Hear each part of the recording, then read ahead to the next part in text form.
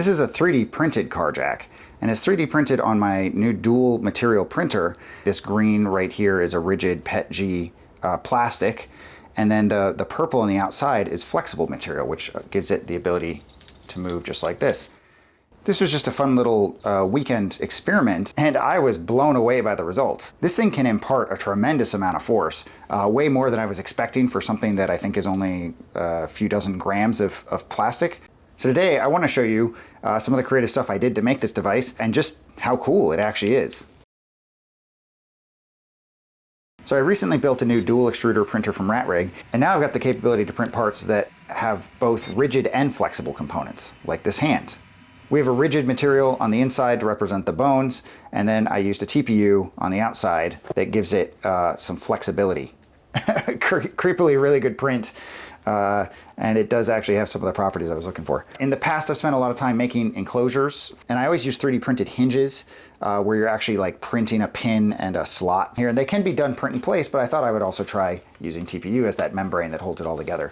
And it is surprisingly, I mean, I don't know if this is actually practical, but the concept is there. Here's an Xbox controller carrying case. I modified the TPU part up here with these little springy TPU things. So when you close it, it doesn't close all the way. And then you push it down, you snap it in.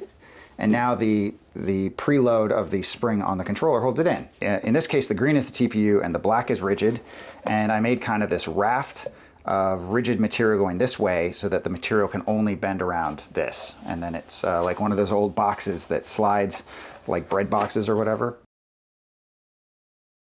For these demos, I'm using this real-time wireless load cell platform that I made for something completely different, but it turned out to be really nice for plotting the real-time weight being applied by the jack. I certainly don't need weight measurements 250 times per second, but it does make some pretty graphs. So my first attempt to measure what this jack could do, I tried to lift the back of my car, and it just happened to be when my kids and their friends were around. They already had bike helmets on, so I just gave them safety goggles and they got to watch. The results were impressive, although I basically just took some of the pressure off the rear wheels of the car instead of actually like lifting it off the ground. It just didn't have enough stroke length to like really lift the car. So I did get up to about 170 pounds just on this. Even if I stopped there, it still performed better than I expected, and I'd probably still be making a video about it. But I didn't feel like I'd truly maxed it out. So for the next test, I left the kids out of it and used a ladder. I have braced it between the upper and lower legs of this ladder.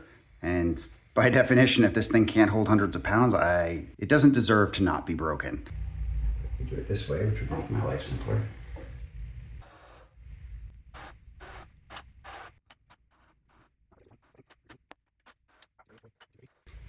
I'll like hide behind this leg in case something snaps suddenly.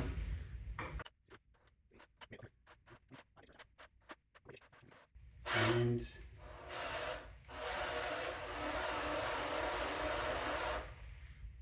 all right. Man, that is crazy. We got up to just about 400 pounds. It is completely maxed out. That might be the limit for the ladder anyway. Actually, I think it's the limit for the scale as well. So yeah, let's take this apart and hope that nothing explodes. And this is the part where I realized that what I thought was brilliant engineering foresight was actually not that at all. Oh, that's a little bit of an oversight. I thought it was a good idea to design it so it would max out in like a stable position, but I didn't anticipate that I wouldn't have a way to force the two sides of it to buckle when it was time to release the tension. Reversing the screw doesn't actually force the two sides apart. It really just makes it unstable and possible for that thing to release all 400 pounds of tension very suddenly. So I hid myself as best I could behind parts of the ladder. I jammed something in between and eventually got the two sides to buckle, and then I could release the tension gradually the way I had increased it to begin with. There we go. All right. Now, one of the neatest things about this device, the way it's made, is that it was actually a single part. It wasn't even made as a two material print. It's literally just a single contiguous model that I modeled in Fusion 360. I've included a link in the description down there for this model on printables. It's fully parameterized, so you can come in here and you can change various parameters. You can see that made that a little bit wider. You can make the links thicker, that kind of stuff. Before I talk about the design here, I think it makes sense to go over to the slicer and show you the features that I'm using / abusing, and then a lot of the other design decisions will make sense. So this is Prusa Slicer. You can see that the model is already loaded and it is exactly one object. Frequently, multi-material prints use a different object per material, but instead we're gonna do something a little different here. Go over to print settings. I'm going to set the top and bottom layers to 0. We're going to use 100% infill anyway. There's going to be a creative infill setting as well. So I'm going to set my fill density to 100%, and this is critical. I'm going to pick concentric for the infill pattern. Let me show you why that matters. Just for demo's sake, I'm going to lower the infill, and I'm going to show you what a rectilinear fill pattern looks like. I slice.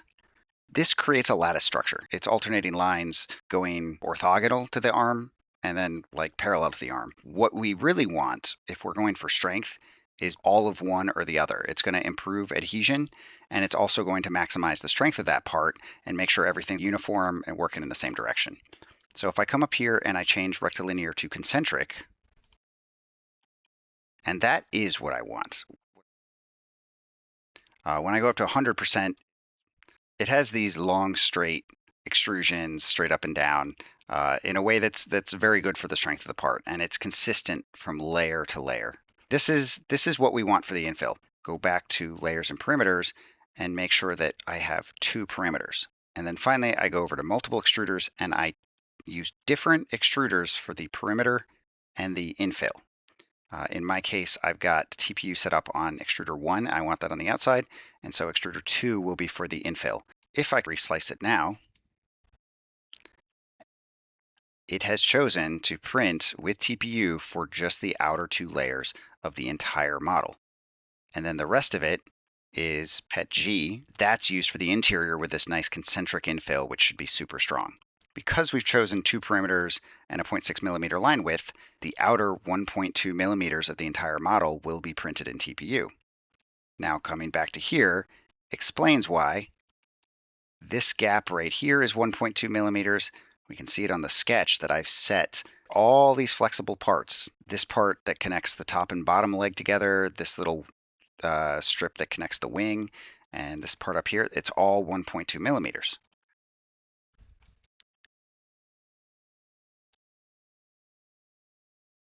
So let's talk about material selection. The outer layer, these outer 2 layers to be a flexible material, and I've just used regular 95A TPU. This is the most common TPU. If you just go search for TPU, that's like 90% of what you find is going to be 95A. And that's just a measure of its hardness and its pliability.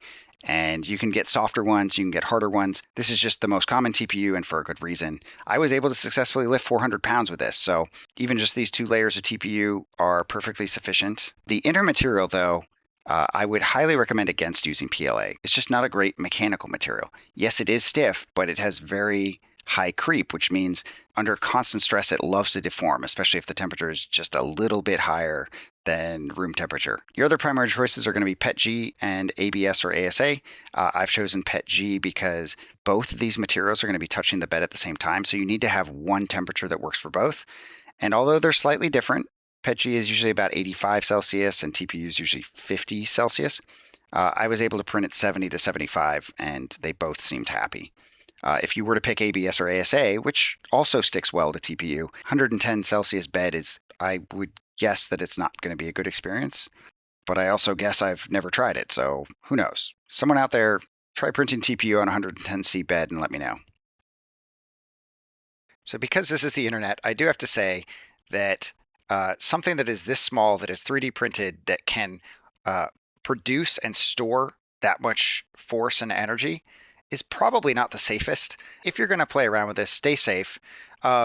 It was a really fascinating experiment, and I was wildly impressed with what I was able to achieve with this very weird technique of designing to use the slicer to do the flexible parts of the object. Others may not find it interesting because the world is moving more towards like simpler workflows, bamboo style interfaces. People don't care as much about slicer settings and stuff. But I thought it was an interesting tool for the toolbox. So let me know if you think of any other use for this weird technique of using the slicer to do some of your modeling work for you.